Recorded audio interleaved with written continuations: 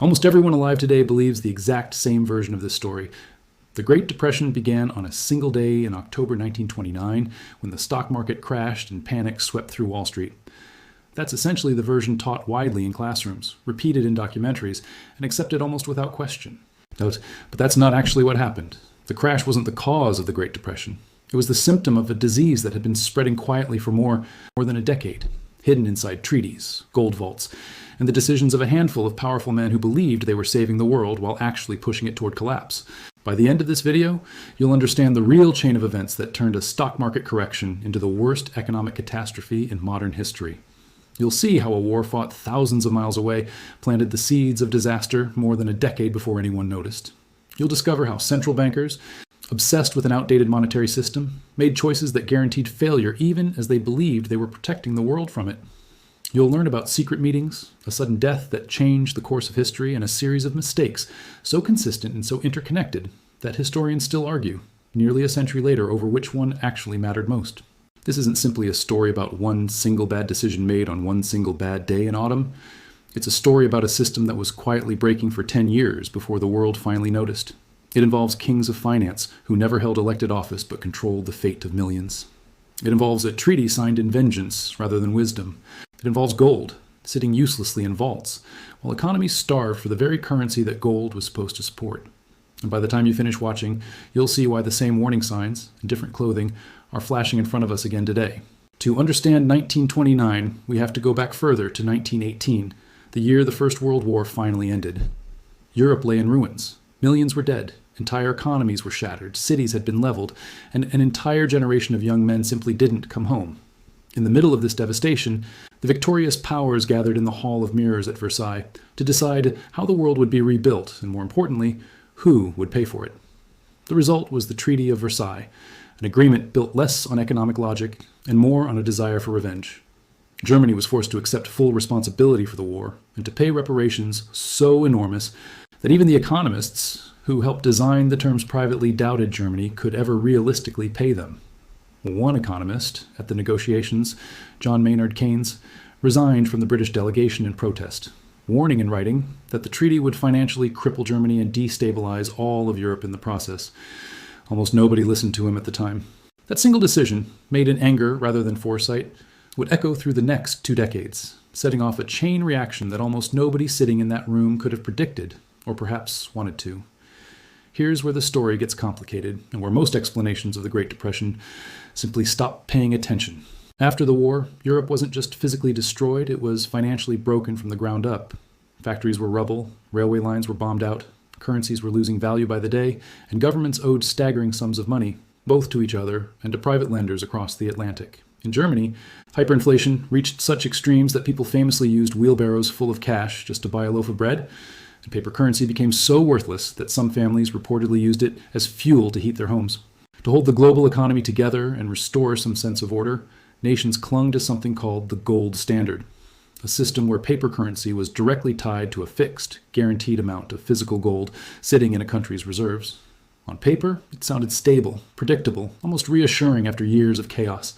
In practice, it was a straitjacket that would strangle the very recovery everyone claimed to want, because it removed the flexibility governments desperately needed to respond to changing economic conditions. Now think about what that meant in real terms. Germany owed enormous reparations to France and Britain. France and Britain, in turn, owed massive war debts to the United States, debts they had taken on to finance their armies during the fighting. And to make this fragile pyramid function at all, American banks began lending money back to Germany, so that Germany could pay reparations to France and Britain, who could then use that same money to pay their own debts back to America. Money was moving in a circle, propped up entirely by confidence, by paperwork, and by loans that assumed the good times would simply never end. It's almost absurd when you say it out loud. American investors were lending Germany the money to pay reparations, which then flowed to France and Britain, who used it to repay America. Nobody was actually creating new wealth. They were just shuffling the same dollars around the Atlantic Ocean in a circle, and pretending the circle would hold forever. It was a financial structure built entirely on sand, and almost nobody in power wanted to be the one to admit it, because admitting it meant admitting the entire post-war economic order was an illusion. But here's where things start to become strange. This wasn't just one weak link in an otherwise sound system. It was an entire chain of weak links, each one quietly making the next one worse. The gold standard meant that countries couldn't simply print more money to solve their problems because every unit of currency in circulation had to be backed by actual physical gold reserves sitting in a vault somewhere. And that created a second, quieter crisis that almost nobody outside of central banking circles noticed at the time. France, still deeply anxious and resentful after the devastation of the war, began aggressively hoarding gold, pulling it out of international circulation and stacking it inside vaults in Paris instead of letting it flow naturally back into the global economy the way the system was designed to work. By the late 1920s, France was sitting on one of the largest gold reserves in the world, gold that other nations desperately needed to support their own currencies and their own economies.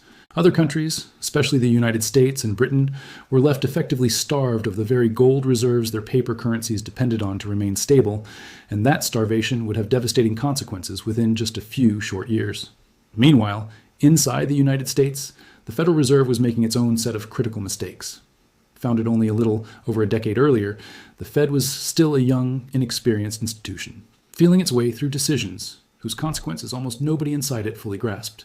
Interest rates were kept artificially low through much of the 1920s, partly as a favor to help Britain successfully return to the gold standard, and that cheap, easily available credit poured directly into the American stock market, fueling a wave of speculation that had almost nothing to do with the real underlying value of American businesses. People weren't really investing anymore, not in the traditional sense. They were gambling, often with borrowed money known as buying on margin, convinced that stock prices could only keep climbing forever. Shoeshine boys, taxi drivers, and secretaries were all trading stock tips, a sign, in hindsight, that the market had drifted dangerously far from economic reality. Then, in October 1928, something happened that most textbooks barely mention, even though historians who study the era closely rarely give it enough credit. Benjamin Strong, the head of the New York Federal Reserve and arguably the single most competent and internationally respected central banker in the entire country, died unexpectedly. Strong had been the one steady hand quietly coordinating monetary policy between the United States and the major central banks of Europe. The man most capable of managing the fragile, interconnected gold system that everyone depended on, but few people truly understood. After his death, no one filled that void with anything close to the same authority, experience, or global vision. The Federal Reserve became a fractured, leaderless institution, torn between competing regional banks that often disagreed with each other on basic questions of policy. When the crisis finally came, barely a year later, there was no one left inside the system with both the knowledge and the political power to respond quickly, decisively, and correctly. But that's still only part of the story. Underneath the glittering surface of the financial system, another problem was quietly building, one that had almost nothing to do with gold or interest rates. Income inequality in the United States during the 1920s, sometimes called the Roaring Twenties precisely because of its glamour, had reached genuinely staggering levels. Wages for ordinary factory workers and farmers barely grew across the decade, while corporate profits and personal wealth concentrated more and more heavily at the very top of society. By the end of the decade, a tiny fraction of American households controlled a wildly disproportionate share of the nation's total wealth. Millions of ordinary families simply didn't have enough purchasing power to keep the broader economy balanced, even as factories, thanks to new assembly line techniques, kept producing more and more consumer goods than ever before. This created a dangerous illusion of prosperity, a shining surface built not on genuine, broad-based consumer demand, but on installment debt, reckless speculation, and a stock market that had completely detached itself from the actual economic reality happening on Main Street. By the summer of 1929, the stock market had become a bubble in the truest and most literal sense of the word. Prices were disconnected almost entirely from the actual underlying value of the companies they represented, inflated instead by borrowed money, easy credit, and a kind of blind, almost religious optimism that refused to consider the possibility of decline.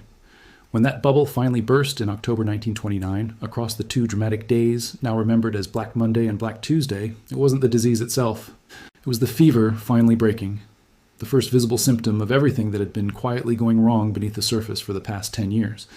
Stocks that had seemed completely unstoppable just weeks earlier lost enormous value within days, wiping out personal fortunes and, more importantly for what came next, wiping out confidence itself.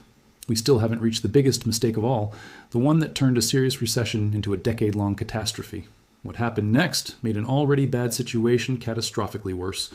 As panic spread across the country in waves, depositors rushed by the thousands to pull their money out of local banks, terrified. Their life savings would simply disappear. But here's the tragedy at the heart of it.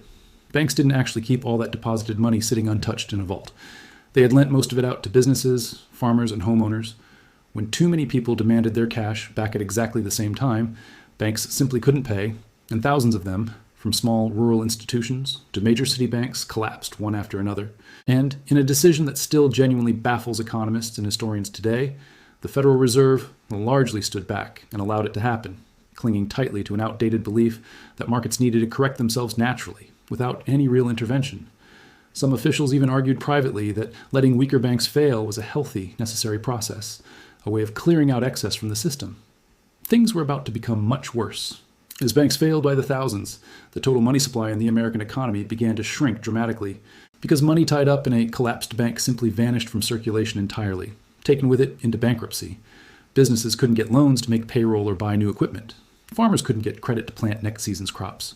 Ordinary families watched their life savings disappear overnight, often with no warning at all.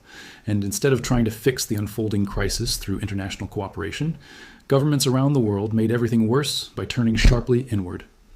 The United States passed the Smoot-Hawley Tariff Act in 1930, dramatically raising taxes on thousands of imported goods in a misguided attempt to protect struggling American industries. Other nations, feeling betrayed and cornered, quickly retaliated with their own tariffs against American products.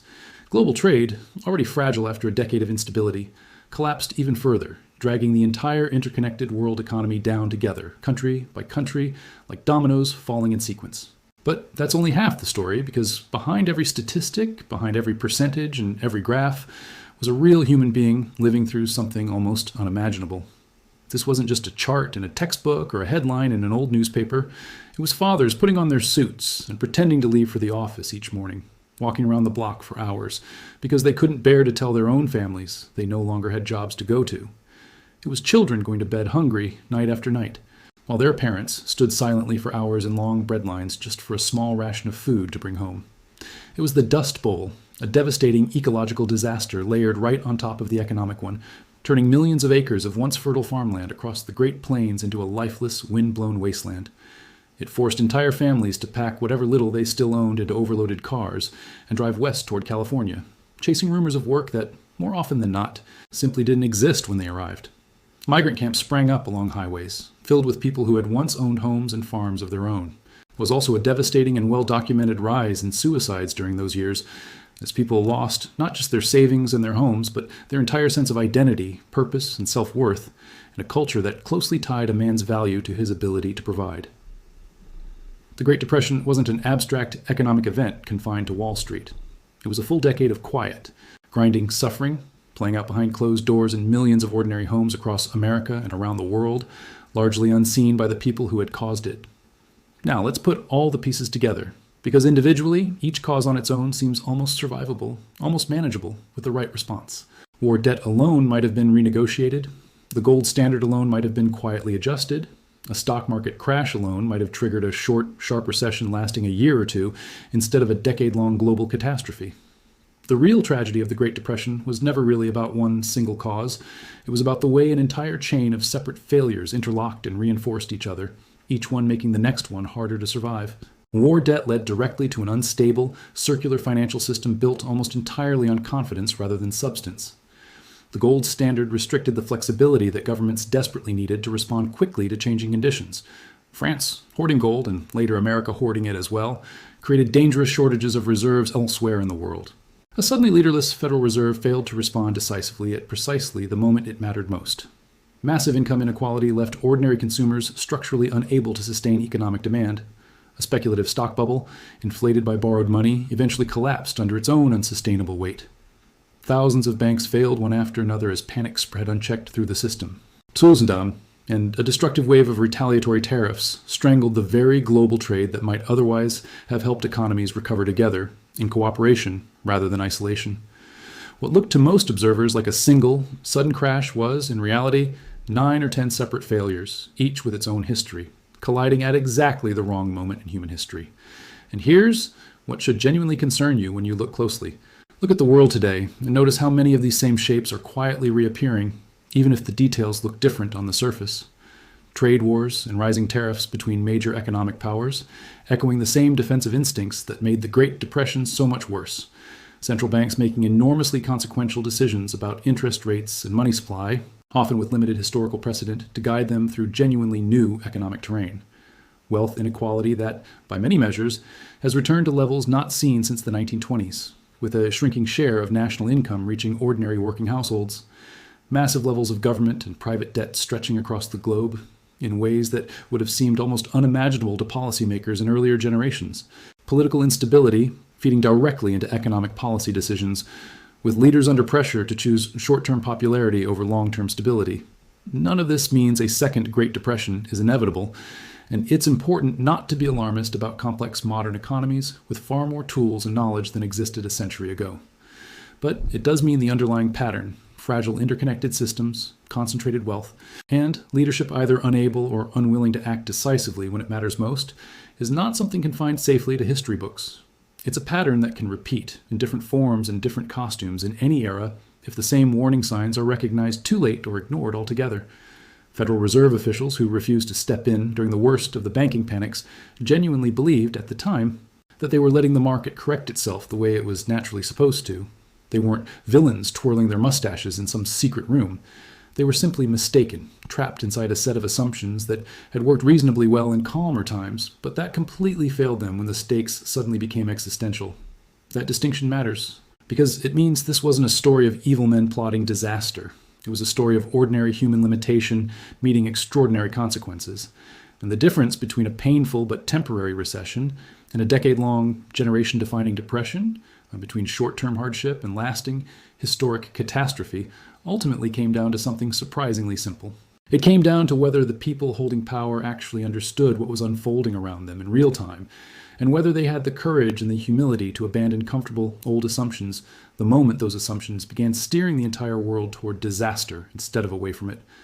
That's the real lesson buried inside almost every chapter of the Great Depression, once you strip away the myths and the oversimplified textbook summaries. It was never really about the simple fact that markets crash from time to time, because markets have always crashed in every era, under every system, and they always will continue to do so. The true lesson is about what happens in the aftermath, about what leaders choose to do once the crisis has already begun, and whether they're willing to break from rigid orthodoxy the moment that orthodoxy starts leading everyone off a cliff. So the next time someone tells you the Great Depression was simply caused by the 1929 stock market crash, you'll know the fuller picture. You'll understand that the crash was only the beginning, the moment when 10 years of accumulated failures finally became impossible to hide. The true causes ran far deeper than any single stock ticker could ever show, rooted in war, in debt, in gold, in greed, in fear, and in the dangerous assumption that yesterday's rules could safely govern tomorrow's world. And in one form or another, those same forces are still shaping the world we live in right now. If this video genuinely changed the way you think about economic history, take a second right now and hit that subscribe button. This channel goes deep into the hidden forces that actually shape markets, nations, and the global order. The kinds of stories that rarely make the evening news, but that quietly determine the world you wake up to every single morning, whether you realize it or not. Drop a comment down below and let me know which factor you personally think mattered most in causing the Great Depression, the gold standard, the leaderless Federal Reserve, or the staggering inequality of the 1920s. I'd genuinely like to hear your perspective, and I try to read as many comments as I possibly can. And if you found any part of this valuable, make sure to like the video before you go. It really does help this channel reach more curious people who care about understanding how money and power actually work behind the scenes, far from the headlines. I'll see you in the next one.